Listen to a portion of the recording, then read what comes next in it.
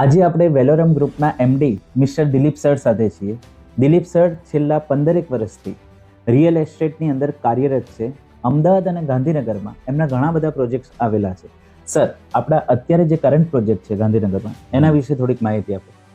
મારે સ્કાયડેક 36 કરીને પ્રોજેક્ટ છે બધા 4 BHK છે અને એ બધા પ્રીમિયમ સેગમેન્ટમાં છે. ડબલ બેઝમેન્ટ પાર્કિંગવાળા છે.